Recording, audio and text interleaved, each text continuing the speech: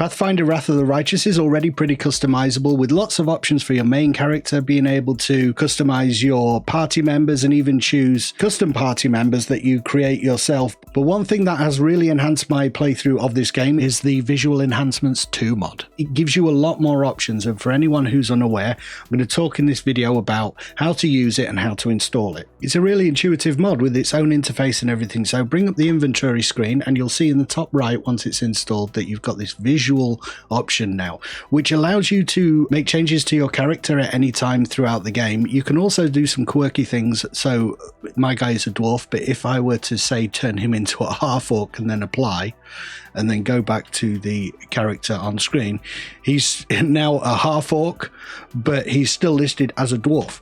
I don't know why you would want to do that, but it's certainly an option. Let's put him back to dwarf for now. You don't get any extra options here, but it's certainly nice to be able to tailor it all throughout the game. The next thing I want to look at is the equipment, which is really one of the main things why people will download this mod. So for instance, the option to hide your capes. It's not an option in the game by default, one of the few customization options that are not there.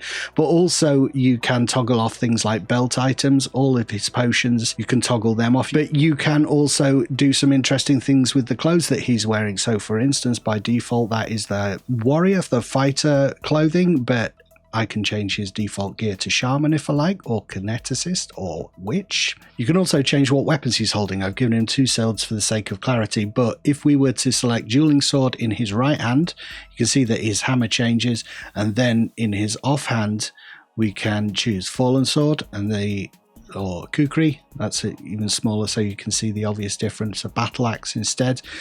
But when we go back to the main character, even though he's holding those weapons, his actual weapons are still what you have equipped. So it's visual adjustments. It's not going to give you the bonuses from those weapons, but visually you can choose what weapons the guys are going to be carrying. Next thing is a little bit more complicated. EE Picker, which stands for Equipment Entity Picker. And these are not the weapons and the gear that you're wearing, but the different elements that go together to constitute your character. So for instance, this dwarf, currently we've messed around with him already, but he's made up of all these different elements here. And if you look, we can take each one away gradually. I'll just show you what happens if we take everything away. So there is nothing left apart from his weapons at the moment. There's an option to go back to defaults here, so just click that if you make too many mistakes. So as you would expect, we are pulling things from the other side to put onto the character. Take them on from the left, put them on from the right. So let's say we want to give this guy horns. He had horns a moment ago, but I've taken them away for the sake of clarity. So let's have a look for some dragon horns, demon horns, male demon horns. There you go. Just use the handy dandy search option up at the top to narrow down. There are so many options. If you have a look, just as an example, look at all that stuff. So it's going to take you a while to get familiar with all this, but you can narrow it down a little bit. Let's say we want to do wings. Just use the search. Fire wings female. There you go. But I think the real boon is when you get kind of quirky and a little bit more subtle with it. So for instance, say we wanted a kitsune, but we wanted an overweight kitsune. You can't really do that. A little podgy overweight kitsune. Can we do that? Is it possible? Well, it kind of is, because you go to the dwarf, set him as a dwarf, and then go to EE Picker. And let's say we're going to change his head to a kitsune head. Male kitsune head. There we go, and get rid of the male dwarf head, which I believe is, you have to familiarize yourself with what all these elements are on the character. 3 Staunton male dwarf, get rid of that so it's not clipping through, rid of the beard. And the helmet, there we go. So a little overweight kitsune.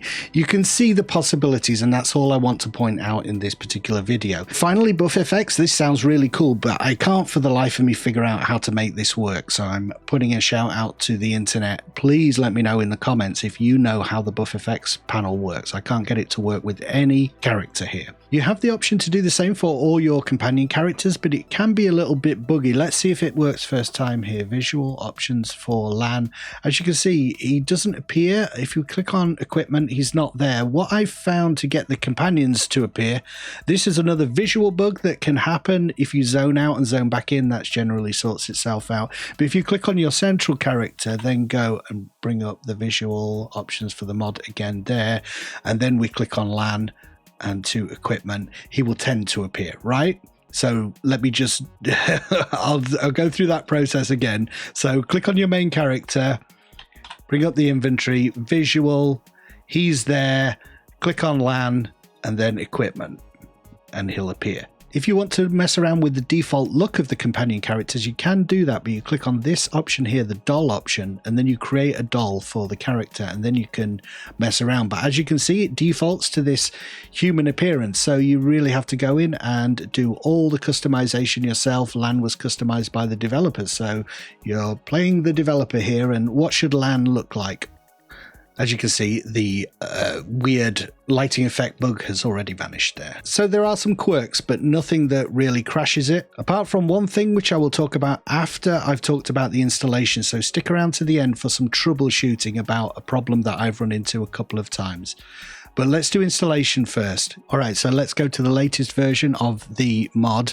Visual Adjustments 2, it's called. I'll put the link where I found it at time of recording. Be aware adjustments get made to mods over time, but this works right now. Go down. The first thing we need is Mod Manager. So I'll just take you through quickly in downloading and installing Mod Manager. Handily, there's a link right here underneath the Visual Adjustments mod itself. Click on File and Download. It's going to be the slow download unless you pay for the premium service, and open your downloads folder, extract the file. I'd extract here and then drag because I'm a creature of habit, but you can directly extract to the file. Doesn't matter where Mod Manager lives, put it somewhere convenient for you. Then click into Mod Manager itself, wherever you put it, and start the exe inside. I have Pathfinder already selected, but you might have to select the game here. So Pathfinder Wrath of the Righteous, and then you have to choose the file path to where you installed the game. For Steam users, by default, it will be Steam, Steam Apps, Common, and then Pathfinder Wrath of the Righteous. Click on that and then click Install. And then that makes it a game that Mod Manager is going to interface with for you. Then we're going to go to the page for visual adjustments, download at the top or download underneath where you downloaded Mod Manager. Then open your downloads folder. This is so easy, this bit. So we're just going to drag it, click the mods tab in Mod Manager and then drag the zipped folder in there, and that is it. The next time you start the game, you will see this splash screen and the little light here next to the mod should be green. If it's not green, it's very hard to diagnose for you remotely what your issue might be. I can tell you that an issue I had initially was that I was using an older version of the Visual Adjustments mod. So I would suggest make sure you get the right version and make sure your game is patched and up to date. I mentioned troubleshooting earlier in the video, and I do want to troubleshoot an issue here. As you can see, there's a lot of slowdown. I'm trying to add the mod to an existing game. You can see the drag between me moving the mouse cursor and the icon following there. I've also found this bug occurs if you do any kind of tinkering. I just double-clicked into the zipped folder of the Visual Adjustments mod, and it triggered this bug as well. The easiest way to avoid it is not to add the mod to an existing game and not to mess around with anything once you've installed the mod or Mod Manager. However, if you do encounter this, I have found a workaround. So you want to be in a users folder, then we're going to go to app data, then local low, then Alcac games, Path of the Righteous, and then saved games. We're going to create a new folder here. I'm going to call mine BU, call it anything you like, BU for backup. And then I'm going to select everything here apart from that folder, obviously, including this file at the bottom. This is something to do with Steam's auto saving, cloud saving system.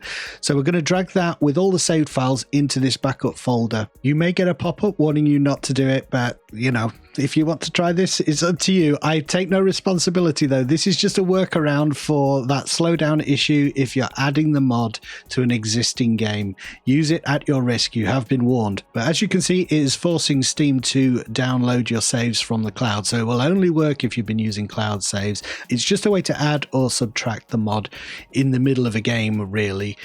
But use at your discretion. If something goes horribly wrong, you've got your saves in that backup folder, drag them into the main folder again, you're good to go. Adding or taking away mods in the middle of a game is never really advised, so if you cannot do it, then that is the best way to get around issues like this. I hope that you like this mod and it enhances your game for you. Thanks to the mod makers all involved for making it available. I would urge you to click on the link to watch my detailed thoughts about Pathfinder Wrath of the Righteous. Thank you for watching. I've been Napier, and I'll see you next time.